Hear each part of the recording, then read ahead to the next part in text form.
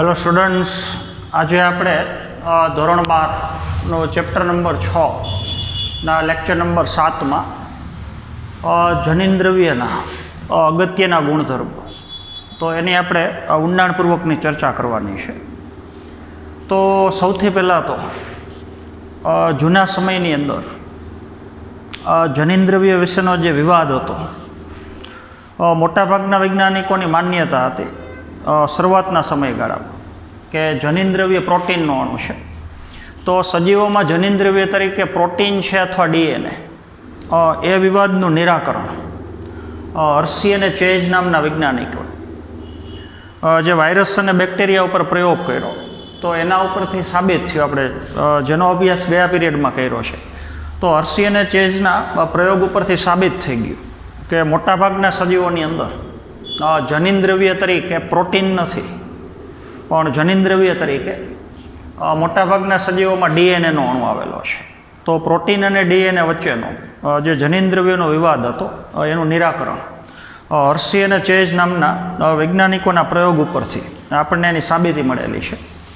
તો હવે મોટાભાગના સજીવોમાં જનીન્દ્રવ્ય તરીકે, આનુવંશિક દ્રવ્ય તરીકે ડીએનએનો અણુ છે. તો આપણને ખબર છે ન્યુક્લિક એસિડના બે પ્રકાર છે. ન્યુક્લિક એસિડ ડીએનએ હોઈ શકે અને આરએનએ હોઈ શકે. તો મોટાભાગના સજીવોમાં જનીન્દ્રવ્ય તરીકે ડીએનએનો અણુ છે. પણ અમુક વાયરસ એવા છે, આપણને ખબર છે, દાખલા તરીકે ટોબેકો મોઝેઇક વાયરસ છે, ક્યુબી બેક્ટેરિયોફેજ વાયરસ છે. ત્રીજો વાયરસ ત્યાં તમારે એડ કરવાનો છે, ટેક્સ્ટ બુકમાં નથી આપેલું, પણ રિયો વાયરસ છે. હજી આપણે એડ કરવું હોય તો HIV વાયરસ છે. તો આ પ્રકારના જે અમુક વાયરસ છે, એમાં જનીન્દ્રવ્ય તરીકે ડીએનએ છે જ નહીં, આરએનએ આવેલો છે. તો મોટાભાગના સજીવોમાં જનીન્દ્રવ્ય તરીકે ડીએનએ આવેલું છે. પણ આપણે વાત કરીએ એમાં અમુક વાયરસ એવા છે કે એમાં જનીન્દ્રવ્ય તરીકે ડીએનએની જગ્યાએ આરએનએ પણ હોઈ શકે. તો મોટાભાગે ડીએનએનો અણુ છે, જે ડીઓક્સીરિબોન્યુક્લિક એસિડ, એ જનીન્દ્રવ્ય તરીકે વર્તે છે. અને આરએનએના કાર્ય એ જનીન્દ્રવ્ય સિવાયના વધારે છે. દાખલા તરીકે આપણે એમઆરએનએની વાત કરીએ, મેસેન્જર આરએનએ, તો તમને ખબર છે કયા પ્રકારનો પ્રોટીન બનાવવાનો છે એ માહિતી કોષ કેન્દ્રમાંથી કોષરસમાં સ્થળાંતરિત કરે છે, એ સંદેશાનું વહન કરે છે.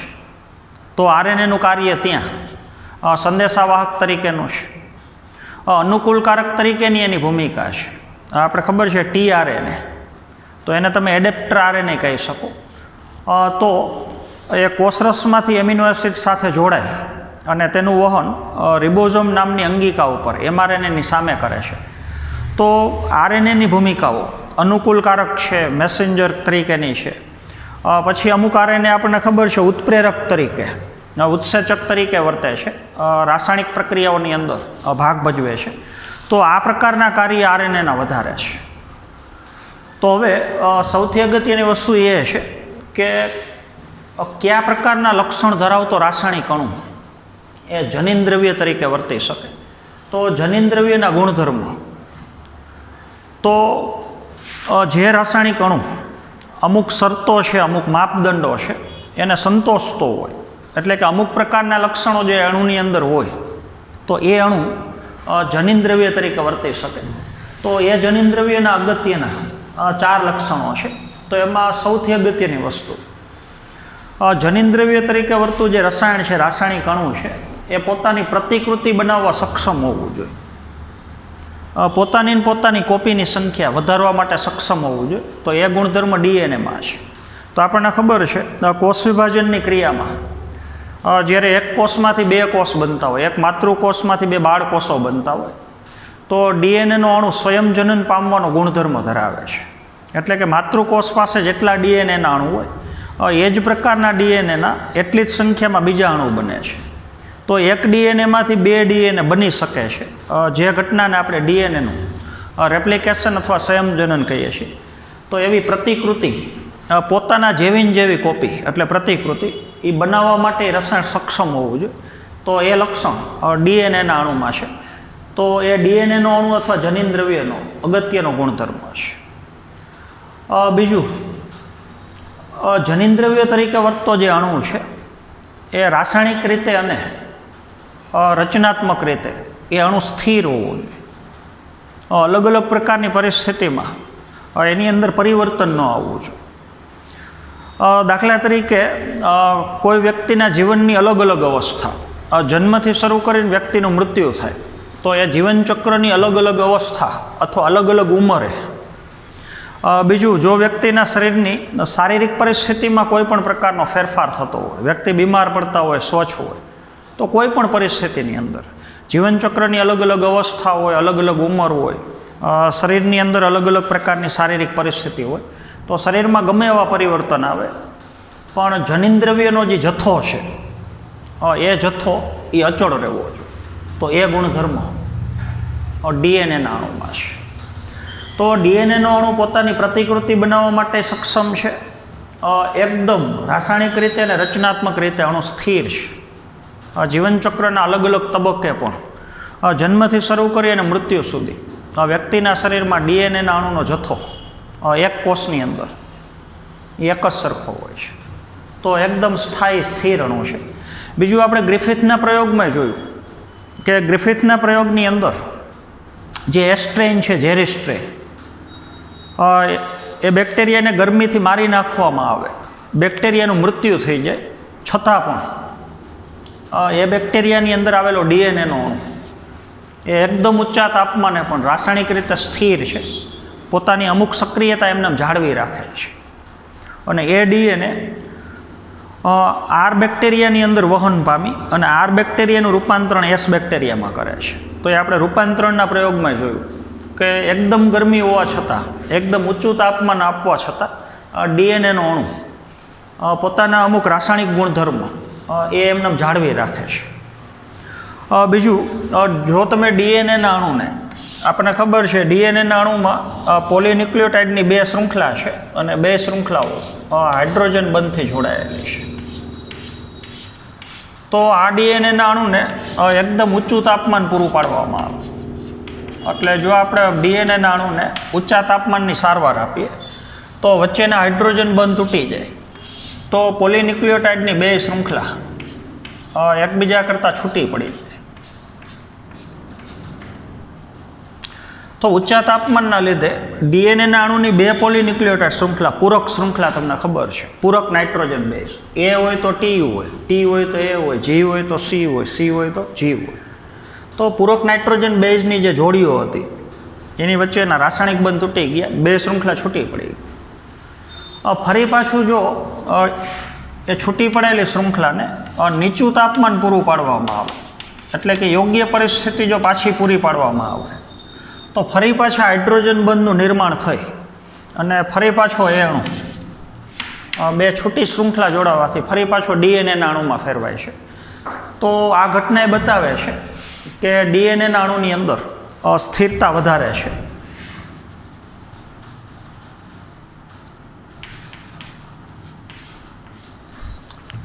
તો આ પ્રકારના લક્ષણો જે ખાસ કરીને ડીએનએના અણુમાં છે, તો એ આપણે સમજી શકીએ છીએ. તો ડીએનએના અણુને ઊંચા તાપમાનની સારવાર આપો, શરીરની અલગ અલગ પ્રકારની પરિસ્થિતિ હોય, એક જ વ્યક્તિની અલગ અલગ ઉંમર હોય, તો જથ્થાની દ્રષ્ટિએ અને રાસાયણિક બંધારણની દ્રષ્ટિએ અણુ છે એકદમ સ્થિર અણુ છે. અલગ અલગ પ્રકારની પરિસ્થિતિમાં ડીએનએના અણુમાં ઝડપથી પરિવર્તન આવતું નથી. તો એ દ્રવ્ય જનીન દ્રવ્ય તરીકે વર્તી શકે, તો જે સજીવોના લક્ષણોનું નિયંત્રણ સારી રીતે કરી શકે. ત્યાર પછીનું લક્ષણ છે ઉદ્વિકાસ માટેની તક પૂરી પાડે, એ પ્રકારના એમાં લક્ષણો હોવા જોઈએ. તો આપણને ખબર છે ઉદ્વિકાસ માટેની તક, તો એ આખી જાતિનું લક્ષણ છે. દાખલા તરીકે પૃથ્વી ઉપર મનુષ્યની જાતિ, આપણે એમ કહીએ કે છેલ્લા 15,000 વર્ષ, તો 15,000 વર્ષની અંદર મનુષ્યની જાતિમાં આજુબાજુના પર્યાવરણમાં જે પ્રમાણે પરિવર્તન આવ્યું હોય એ પ્રમાણે આપણી જાતિના પેઢી દર પેઢી લક્ષણો એ બદલાતા જાય છે. તો એના માટેનું કારણ એ સજીવનું જનીન દ્રવ્ય છે. તો જનીન દ્રવ્ય તરીકે એવું રસાયણ હોવું જોઈએ કે જે રસાયણ ઉદ્વિકાસ પામવા માટેની સજીવને તક આપે. એ પ્રમાણે જનીન દ્રવ્યમાં ધીમે ધીમે ધીમે ધીમે, એકદમ ઝડપથી નહીં પણ પર્યાવરણની જરૂરિયાત પ્રમાણે જનીન દ્રવ્યની અંદર પણ ભેગું પરિવર્તન આવવું જોઈએ. જો જનીન દ્રવ્યમાં ભેગું પરિવર્તન આવે જરૂરિયાત પ્રમાણે ધીમે ધીમે, તો એ ઘટનાને આપણે ઉદ્વિકાસની ક્રિયા કહી છે. તો એના માટેની સજીવને તક પૂરી પાડે છે. ચોથું લક્ષણ, તમારા ટેક્સ્ટમાં વાક્ય એવું છે કે મેન્ડેલિયન લક્ષણના રૂપમાં જનીન્દ્રવ્ય પોતાની અભિવ્યક્તિ કરી શકતો હોવું જોઈએ. તો મેન્ડેલિયન લક્ષણ આપણને ખબર છે, મેન્ડલે જે નિયમો આપ્યા છે એ પ્રમાણે. તો આપણને ખબર છે સંતતિના લક્ષણો પિતૃપેઢી ઉપર આધારિત છે. આ પિતૃમાંથી જેવા જનીનો સંતતિને મળે, સંતતિમાંથી જેવા જનીનો એની સંતતિને મળે, એ પ્રમાણે પેઢી દર પેઢી લક્ષણોનું વહન થાય છે. તો પિતૃમાંથી જે જનીનો સંતતિને મળ્યા છે તો એ સંતતિની અંદર એ જનીનની અભિવ્યક્તિ થાય અને જેના લીધે પિતૃ જેવા લક્ષણો સંતતિમાં ઉત્પન્ન થાય છે. તો મેન્ડલના નિયમ પ્રમાણે, મેન્ડેલિયન લક્ષણો પ્રમાણે એ રસાયણ પોતાની અભિવ્યક્તિ કરી શકતું હોવું જોઈએ. એ રસાયણ પોતાનું લક્ષણ ઉત્પન્ન કરી શકે એવું હોવું જોઈએ.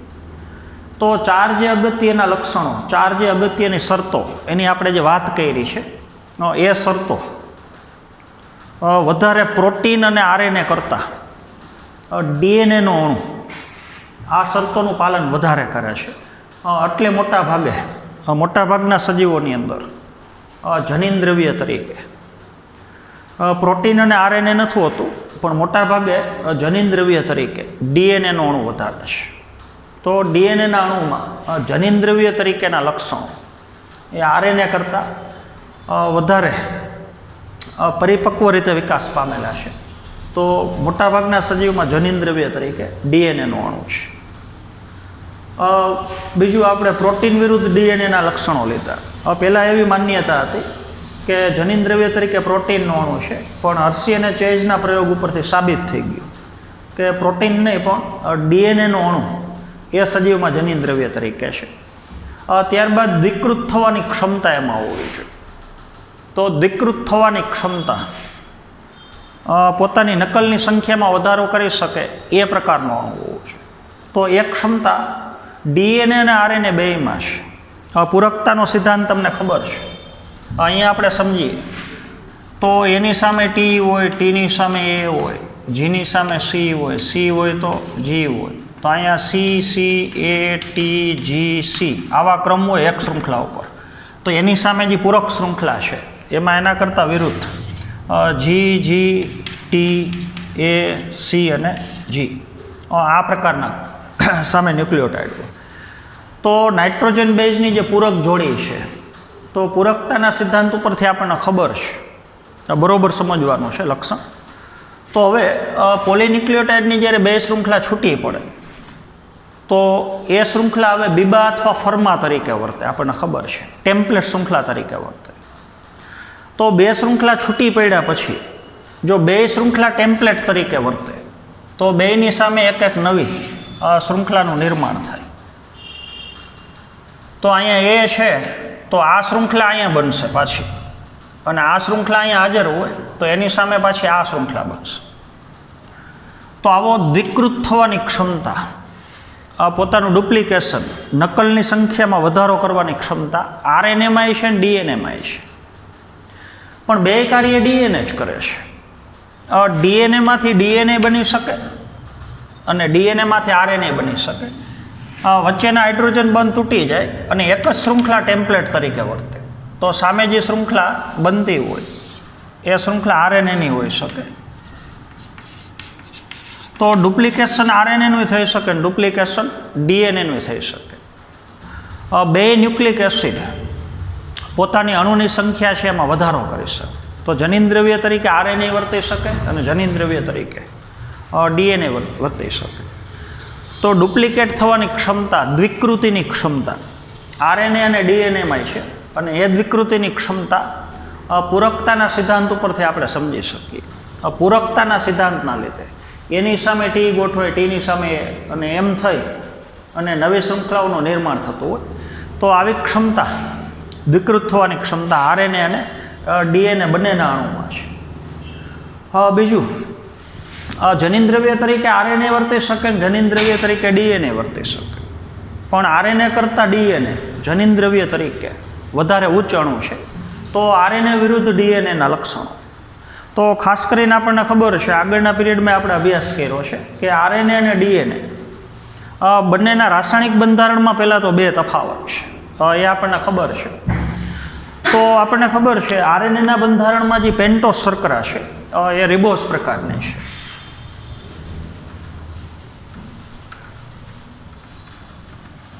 તો એની આપણે થોડીક વાત કરીએ. તો આરએનએના બંધારણમાં જે પેન્ટોસ શર્કરા છે એ પેન્ટોસ શર્કરાના બીજા ક્રમના કાર્બન ઉપર તમને ખબર છે H અને OH આવેલ છે, એટલે એને તમે 2OH આવી રીતથી બતાવી શકો. તો 2 એટલે બીજા ક્રમનો કાર્બન અને એના ઉપર આ બાજુ OH સમૂહ આવેલો છે. એની જગ્યાએ આપણે ડીએનએના અણુની વાત કરતા હોય તો એમાં જે પેન્ટોસ શર્કરા છે એ પેન્ટોસ શર્કરાના બીજા ક્રમના કાર્બન ઉપર બે બાજુ H હોય. તો આરએનએના બંધારણમાં બીજા ક્રમના કાર્બન ઉપર OH છે અને ડીએનએના બંધારણમાં બીજા ક્રમના કાર્બન ઉપર H છે. તો પેન્ટોસ શર્કરાના બીજા ક્રમના કાર્બન ઉપર OH વધારે છે, તો જેના લીધે આરએનએના અણુની સક્રિયતા ડીએનએના અણુ કરતાં વધારે છે. તો આરએનએના બીજા ક્રમના કાર્બન ઉપર પ્રતિક્રિયાશીલ સમૂહ OH સમૂહ આવેલો છે અને જેના લીધે આરએનએનો અણુ વધારે સક્રિય છે. તો આરએનએનો અણુ રાસાયણિક રીતે ડીએનએ કરતાં ઓછો સ્થિર છે, એના રાસાયણિક બંધારણમાં ઝડપથી પરિવર્તન આવે છે. તો જે રસાયણના રાસાયણિક બંધારણમાં ઝડપથી પરિવર્તન આવતું હોય એ જનિન્દ્રવ્ય તરીકે વર્તે, એના કરતાં જે રસાયણ વધારે સ્થિર હોય એ જનિન્દ્રવ્ય તરીકે ઉચ્ચ કક્ષાનો અણુ છે. તો ડીએનએના અણુમાં બીજા ક્રમના કાર્બન ઉપર H આવેલો છે, તો ડીએનએનો અણુ રાસાયણિક રીતે આરએનએ કરતાં ઓછો સક્રિય છે અથવા આરએનએ કરતાં વધારે સ્થિર છે, અને વધારે સ્થિર છે તો એ જનિન્દ્રવ્ય તરીકે વર્તવા માટે આરએનએ કરતાં ઉચ્ચ કક્ષાનો અણુ છે. બીજું આરએનએની સક્રિયતા વધારે છે. તો આપણને ખબર છે આરએનએ ઉત્સેચક તરીકે ઉત્પ્રેરક તરીકે પણ વર્તે છે. અમુક રાસાયણિક પ્રક્રિયાઓ એવી છે કે જે રાસાયણિક પ્રક્રિયામાં આરએનએનો અણુ ઉત્પ્રેરક તરીકે ઉત્સેચક તરીકે વર્તી અને પ્રક્રિયકનું રૂપાંતરણ નિપજમાં કરે છે, તો એની સક્રિયતા બતાવે છે. તો ડીએનએના અણુ કરતાં આરએનએના અણુની સક્રિયતા વધારે છે. બીજી એક અગત્યની વસ્તુ, આરએનએના બંધારણમાં જે ન્યુક્લિયોટાઇડ છે એ આપણને ખબર છે. દાખલા તરીકે આપણે આરએનએનો ન્યુક્લિયોટાઇડ બતાવીએ તો એમાં નાઇટ્રોજન બેઝ તરીકે યુરેસિલ હોય છે. ડીએનએના અણુનો ન્યુક્લિયોટાઇડ બતાવીએ આપણે તો આપણને ખબર છે બીજા ક્રમના કાર્બન ઉપર પહેલાં તો HH એના બંધારણમાં ડીએનએના અણુમાં અહીંયા થાઇમિન હોય છે. તો એકના બંધારણમાં યુરેસિલ ને એકના બંધારણમાં થાઇમિન, તો અહીંયા તફાવત છે. જેમ અહીંયા તફાવત છે કે OH સમૂહ હોય એના લીધે આરએનએનો અણુ વધારે સક્રિય છે, એમ આરએનએના બંધારણમાં યુરેસિલ છે અને ડીએનએના બંધારણમાં થાઇમિન છે. તો યુરેસિલ કરતાં થાઇમિન ઓછું સક્રિય છે અથવા થાઇમિન કરતાં યુરેસિલ એ વધારે સક્રિય છે. તો આપણને ખબર છે થાઇમિનના બંધારણમાં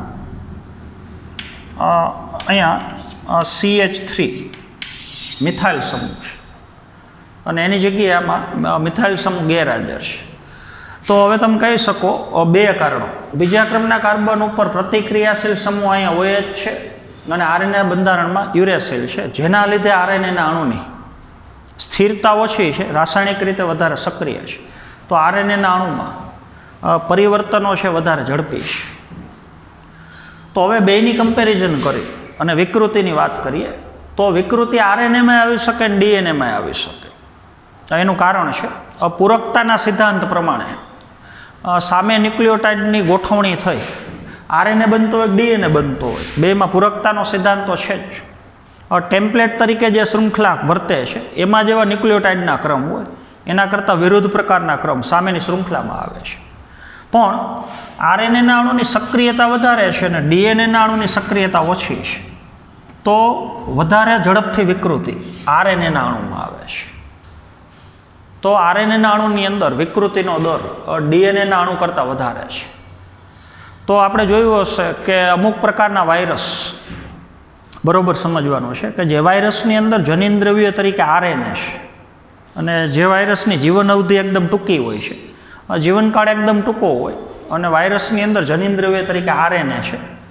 તો એ વાયરસની અંદર પેઢી દર પેઢી ઝડપથી વિકાસ થાય, ઝડપથી એમાં પરિવર્તન આવે છે. દાખલા તરીકે એચઆઈવી વાયરસ.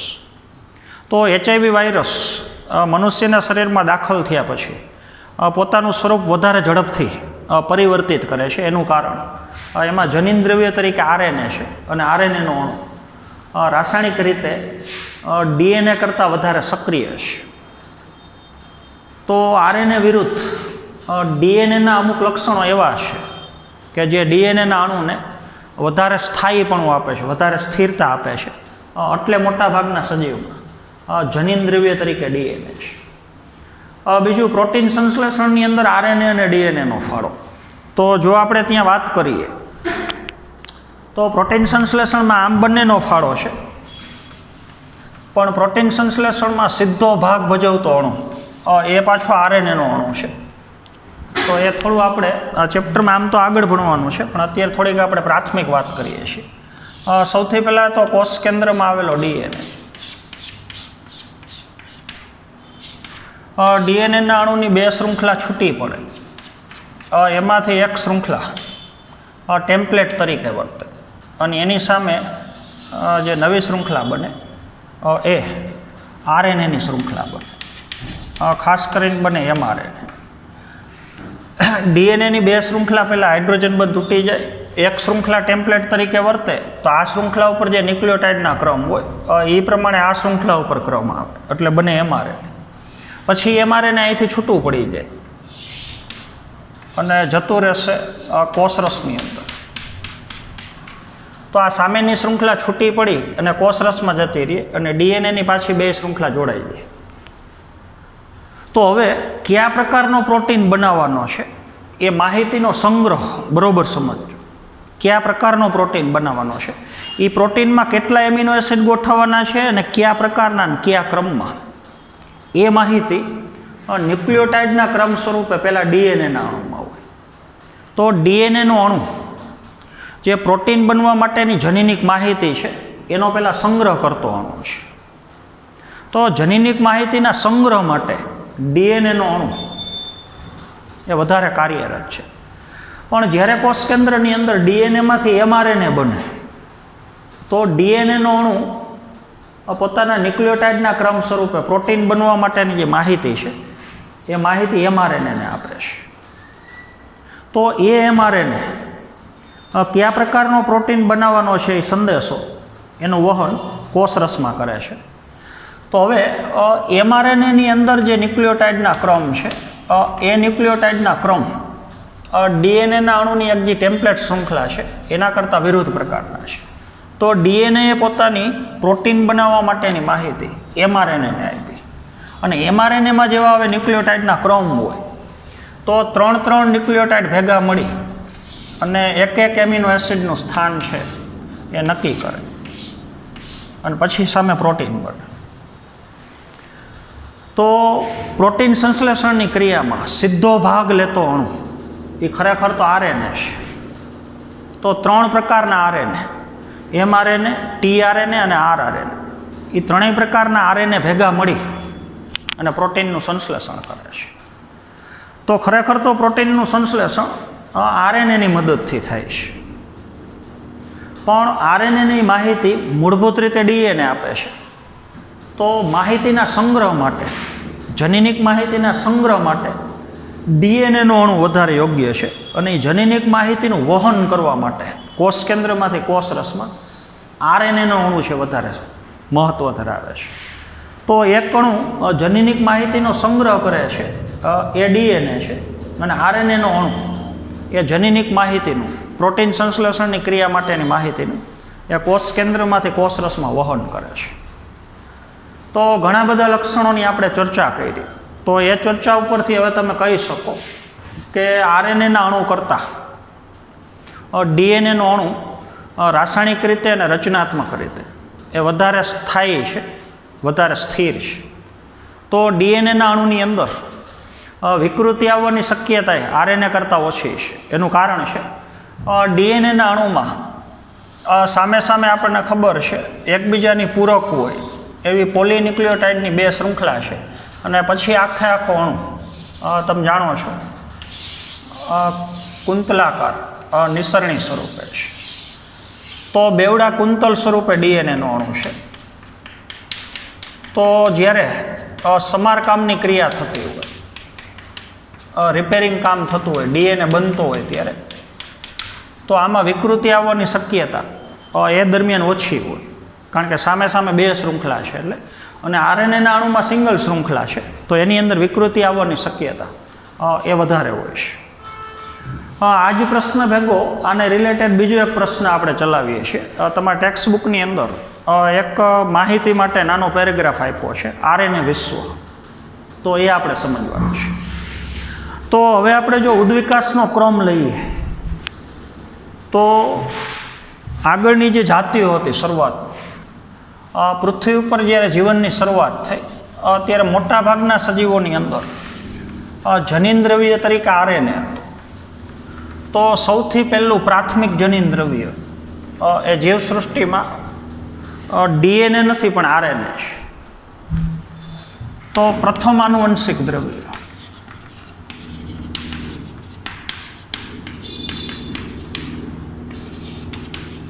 પૃથ્વી ઉપર જ્યારે જીવનની શરૂઆત થઈ, સજીવોનો વસવાટ શરૂ થયો, શરૂઆતના જે સજીવો બન્યા, તો મોટાભાગના સજીવોમાં જનીનદ્રવ્ય તરીકે આરએનએ હતું. તો આરએનએ એ પ્રાથમિક આનુવંશિક દ્રવ્ય છે. પણ હાલના સમયમાં આપણે જોઈએ તો મોટાભાગના સજીવમાં જનીનદ્રવ્ય તરીકે ડીએનએ છે.